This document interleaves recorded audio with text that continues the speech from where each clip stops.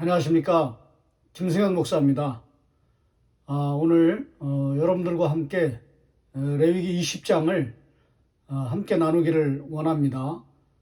먼저 생각해 볼 것은 레위기 20장은 여러 가지 죄악에 대한 그런 처벌이 나와 있는데요. 이 처벌의 그 항목 목록이 레위기 18장에 중복되는 내용이 많이 나옵니다. 살부치 성범죄도 나오고요. 또 몰렉 제사도 나오고요. 그 다음에 우상숭배 죄도 나오고요. 그 여러 가지 점치는 것들에 대한 죄도 나오는데요. 이런 것들이 레위기 18장에 나오거든요. 그래서 이제 사람들은 레위기 20장에도 이제 똑같은 게 나오는데 이거는 이제 중복된 거다. 그렇게 불필요한 걸 여기 넣어놨다 이렇게 얘기하거든요. 근데 사실은 중복된 것은 아닙니다. 왜냐하면 비록 이제 그 목록은 다 똑같지만은, 레위기 18장과 20장의 차이는 뭐냐면, 레위기 20장에는 그 형벌이 나와 있다는 것입니다. 20장을 쭉 읽어보시면, 무슨 죄에 대해서는 죽일지니라. 또 이 죄에 대해서는 백성 중에서 끊어질 것이다. 대부분 다 이제 죽이라. 이렇게 형벌이 나오거든요. 그래서, 똑같은 내용의 중복, 불필요한 중복이 아니고요. 레위기 20장에는 그냥 말로 끝나는 것이 아니라, 문서로 끝나는 것이 아니라, 반드시 그 죄에 대해서는 책임이 따른다. 형벌이 가해진다. 라고는 두려운 말씀이 더 포함되어 있는 것입니다. 물론 여기 이제 그 살부치 성범죄, 특별히 레위기 20장에는 좀 특이한 게 뭐냐면 몰렉 제사입니다. 몰렉은 그 암몬 족속의 그 신인데요. 독특한 건 뭐냐면 자녀를 불살라 죽이는 그런 큰 죄가 들어있는 우상 숭배입니다. 2절 말씀 보시면 너는 이스라엘 자손에게 또 이르라. 그가 이스라엘 자손이든지 이스라엘의 거류민이든지 그의 자식을 몰렉에게 주면 반드시 죽이되 그 지방 사람이 돌로 칠 것이요. 여기도 형벌이 나오잖아요. 3절에 나도 그 사람에게 진노하여 그의 백성 중에서 끊으리니 이는 그가 그의 자식을 몰렉에게 주어서 이렇게 나오지 않습니까? 몰렉 제사에 대해서 형벌이 나오는데 죽이라는 거죠. 근데 여기 아주 독특한 게 나옵니다. 3절 보시면 그 자식을 몰렉에게 주어서 그 다음에 내 성소를 더럽히고 내 성호를 욕되게 하였습니다. 이렇기 때문에 이제 죽이라는 건데 여기 중요한 건 뭐냐면 성소가 더럽혀진다는 거예요. 하나님의 성전이 더럽혀진다는 것입니다. 이 당시에는 이제 제가 누누이 성막이라고 말씀드렸잖아요. 성막이 더럽혀진다는 거예요. 죄를 지면은.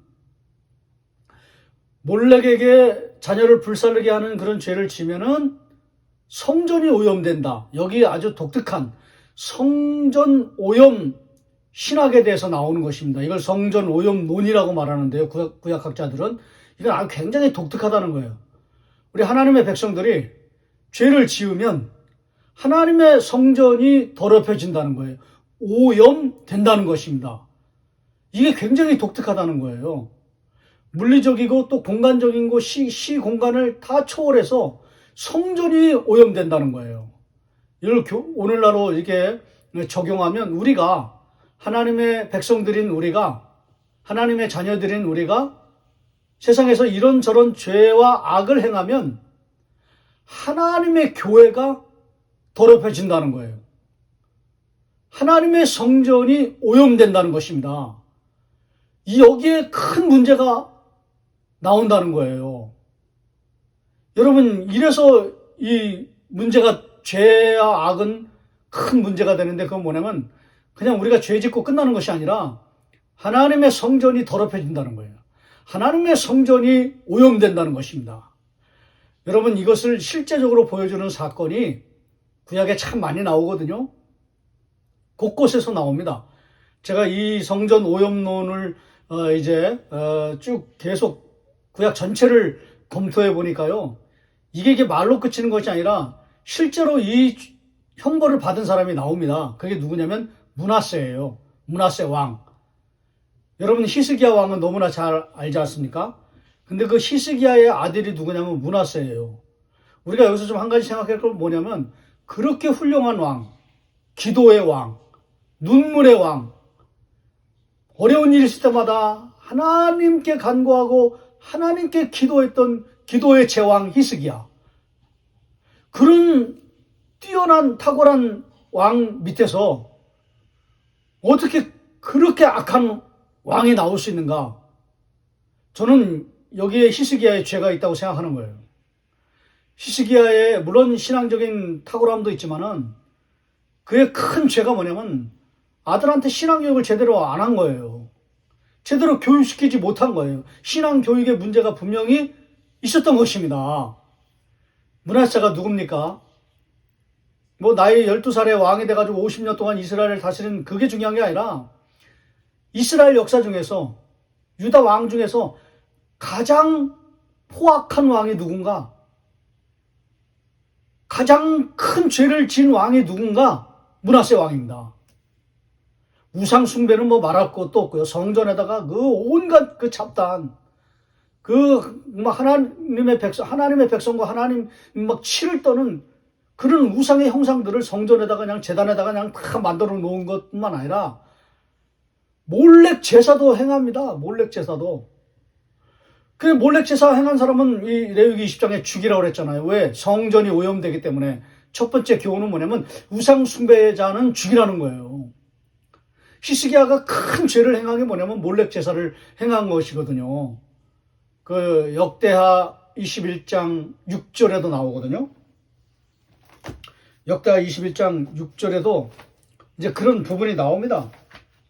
여기 좀 열왕기하 21장 6절 거기에도 분명히 그런 게 나오거든요. 21장 6절에 또 자기의 아들을 불 가운데로 지나가게 하며 이게 다 므낫세의 죄예요.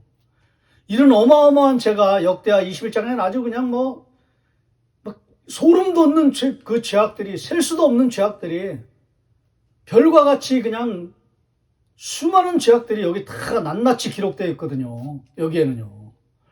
왜 몰래 제사 때문에 이제 죽게 되는 거죠. 므낫세가요. 이런 우상 숭배 물론 김세윤 교수님은 이런 우상 숭배는 그렇게 큰 파괴력이 없다. 파괴력인 측면에서 우상 숭배의 죄를 조금 약화시키는 부분이 있습니다. 저는 그래서는 안 된다고 생각하는데 어쨌든 약화시키는 부분이 있어요. 예수님도 그런 거에는 뭐 눈 하나 깜짝하지 않았다는 거예요. 예루살렘 근교에 어마어마한 신전들이 우상 숭배가 행하여져 있어도 예수님은 그런 거에 눈 하나 깜짝하지 않았다는 거예요. 근데 예수님께서 진짜 막 치를 떨면서 큰 우상이 뭐냐면 그 맘모니즘, 돈의 그 욕망과 그 돈의 우상에 빠져가지고 가난한 사람들 착취하는 거, 그 죄가 진짜 우상 숭배다. 이렇게 해석을 합니다. 파괴력인 측면에서 눈에 보이는 그런 우상들은 그 파괴력이 없다는 거예요. 우리가 이제 흔히 생각하는 우리가 막 그 굉장히 큰 죄로 여겨지는 그 우상들을 그런 것들은 큰 파괴력 없고 맘모니즘, 돈의 노예가 돼가지고 돈에 사로잡혀가지고 돈의 위력 앞에서 그냥 꼼짝달싹하지 못하는 그런 사람들이 진짜 우상숭배자다. 이렇게 말하면서 그 이제 눈에 보이는 우상숭배자들을 그 우상숭배를 굉장히 약화시키는 측면이 있거든요. 물론 그 말씀도 일리가 있습니다. 그 돈의 우상에 사로잡혀가지고 그렇게 가난한 사람들 착취하고 억압을 행하고 강포를 행하고 폭력을 행사하는 그런 것에 대해서 이제 물론 큰 죄도 되기도 하지만 그러나 눈에 보이는 그 우상도요 파괴력이 있거든요. 거기에 넘어진 사람들이 얼마나 많습니까? 근데 그거를 좀 약화시키고 간과하는 부분이 있는데 저는 그 부분도 그렇게 보아서는 안 된다. 저는 그렇게 생각을 합니다. 어쨌든 이 몰래 우상 숭배 여기에 대해서 이 므낫세가 이 어마어마한 그런 그 눈에 보이는 파괴력 있는 우상 숭배를 므낫세가 행합니다. 그것 때문에 하나님 앞에 큰 징계와 심판을 받지 않습니까? 받는데요. 근데 중요한 건 뭐냐면 이제 몰래 제사를 제가 이 성전 오염론과 함께 이렇게 쭉 살펴보다가 마지막에 제가 진짜 충격을 받은 게 뭐냐면, 어찌 보면 김세현 교수님 말씀도 그래서 아마 타당성이 있다고 제가 한 반 정도는 타당성이 있다고 생각하는 수도 있는데요. 그 에스겔서 7장 22절, 에스겔서에는 굉장히 성전이 오염된다, 성전이 오염된다, 아주 여러 곳에서 이렇게 나와 있거든요. 그걸 다 살펴보다가 7장 22절에서 제가 충격을 받았습니다. 7장 22절에 보시면, 내가 또 내 얼굴을 그들에게서 돌이키리니 그들이 내 은밀한 초소를, 하나님의 성전입니다, 하나님의 성소입니다, 내 은밀한 초소를 더럽히고, 이 몰래 제사로 이렇게 성전이 더럽혀지고 오염되는 그런 게 아니에요. 그런 게 아니라 여기 보시면 포악한 자도 거기 들어와서 더럽히리라. 포악함이 하나님의 성전을 오염시켰다는 거예요. 23절에도 너는 쇠사슬을 만들라. 이는 피 흘리는 죄가 그 땅에 가득하고 포악이 그 성읍에 찼습니다. 피 무고한 자를 피 흘리게 하고 강포를 행하고 포악을 행하는 것, 그 포악자들의 포악 때문에 하나님의 성전이 더러워졌다. 이게 제일 큰 죄라는 거예요. 사회 정의의 죄악, 사회 정의의 타락, 가난한 자를 짓밟고 가난한 자를 무시하고 가난한 자에게 억압을 가하는 이 포악한 죄가 하나님의 성전을 오염시키는 가장 큰 죄가 된다는 것이죠. 그래서 이제 아까 그 므낫세를 다시 한번 천천히 들여다보니까요, 그 역대하 21장 16절에 진짜 큰 죄가 나왔습니다. 21장 16절, 몰렉에게 지나가게 하는 이 몰렉 제사 므낫세가 행하고, 그 눈에 보이는 우상 숭배는 말할 수 없이 행하고, 그런데요, 그것 때문에 이 므낫세가 심판받은 게 아니라 16절 이렇게 되어 있습니다. 므낫세가 유다에게 범죄하게 하여 여호와께서 보시기에 악을 행한 것 외에도, 이 악을 행한 게 이제 몰렉 제사 우상, 눈에 보이는 우상 숭배 외에도 이렇게 되어 있습니다. 또 무죄한 자의 피를 심히 많이 흘려 예루살렘 이 끝에서 저 끝까지 가득하게 되었더라. 가난한 자들의 피를 흘린, 무지한 자들의 피를 흘린 이 포악, 이 강포, 이 폭력, 이 사회 정의의 타락, 이 죄악, 이것 때문에 므낫세가 하나님 앞에 심판을 받았다는 거예요. 그런데요, 그 심판이 뭔지 아십니까? 므낫세는 열조에 이제 들어갔다고 돼 있어요. 그런데 가만히 보시면 이스라엘 백성들이 포로로 70년 동안 바벨론으로 잡혀가잖아요. 그 바벨론으로 끌려간 결정적인 이유는 어디에 있는가? 여러분 놀라지 마십시오. 므낫세 죄 때문이다. 이렇게 해석하고, 이렇게 판결하고, 이렇게 평가하고 있다는 거예요. 무지한 자의 피를 흘린 므낫세의 죄 때문에 너희들이 70년 동안 바벨론의 포로로 끌려가게 된 것이다. 열왕기하 21장, 역대하 33장은 그렇게 평가하고 있습니다. 므낫세 죄 때문에 내가 차마 보지 못하고 두고 더 볼 수가 없어서 너희들에게 포로의 70년의 그런 심판을, 불같은 심판을 내린 것이다. 이렇게 말합니다. 결론을 말씀드리겠습니다. 레위기 20장에 몰렉 제사 죽여라, 형벌이 나와 있습니다. 성전이 오염된다. 이런 우상 숭배하는 것 때문에 성전이 오염되는 것도 물론 맞습니다. 그것도 파괴력이 있습니다. 김세현 교수는 파괴력이 없다 그렇게 간과하시는데요. 이건 파괴력이 있습니다. 그러나 더 큰 죄악은, 더 큰 파괴력은 무고한 자의 피를 흘리는 죄입니다. 그것 때문에 성전이 오염되는 것입니다. 씻을 수 없는 죄를 짓게 되는 것입니다. 하나님의 강렬한 불같은 심판을 면할 수 없는 것입니다. 적용을 말씀드리겠습니다. 사랑하시는 여러분, 우리가 눈에 보이는 우상, 그 우상 숭배도 큰 징벌이 죄를 짓는 거지만, 더 큰 죄는 가난한 자들을 지켜내지 못하고 가난한 자들을 살려내지 못하고 무고한 자들의 피를 흘리고 가난한 자들의 그 연약함을 짓밟는 거, 그것이 더 큰 죄임을 여러분 알고 계십니까? 레위기 20장은 그것을 향해 가고 있습니다. 그것을 우리에게 도전하고 있습니다. 그것을 우리에게 강력하게 선포하고 있습니다. 가난한 자들에게 강포를 행하고 탄압을 하고 폭력을 가하고 그리고 강포를 행하는 죄는 성전이 오염되어서 결국에는 심판밖에 남아있는 게 없다. 너희는 하나님 믿는 사람들로서 하나님의 백성으로서 가난한 자들을 지켜내고 그들을 보살피고 그들을 살려내고 그들을 보호하는 그런 일을 감당해야 성전이 오염되지 않는다.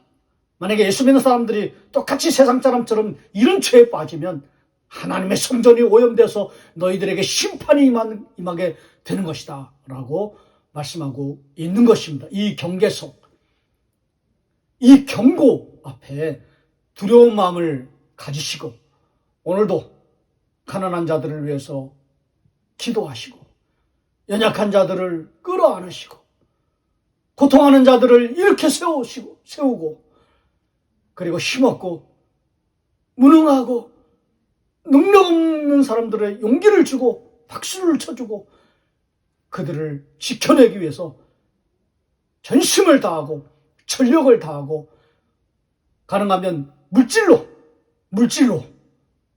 헌금하고 후원하고 그런 귀한 사역을 잘 감당해서 성전이 오염되는 것이 아니라 성전이 깨끗하게 되는 그런 놀라운 축복을 경험하는 저와 여러분 되시기를 소원합니다. 므낫세는 우상숭배에서 죽었다 그렇게만 볼 것이 아니라 사회 정의에 죄악을 행하다가 심판받았다. 그 후손들이 70년 동안 바벨론에 끌려가는 그런 비참한 그런 죄를 므낫세가 지었다. 오늘 이것을 여러분과 함께 나누었습니다. 이걸 여러분 잘 심중에 깊이 헤아리셔서 오늘도 가난한 자들을 위해서 기도하고 지켜내고 그들을 살려내고 그들을 이렇게 보호하는 그런 귀한 사역을 잘 감당해내시는 사회 정의의 축복을, 사회 정의의 은총을 잘 감당해 나가시는 제2의 보아스, 제3의 보아스와 같은 분들이 되시기를 주의 이름으로 축원합니다.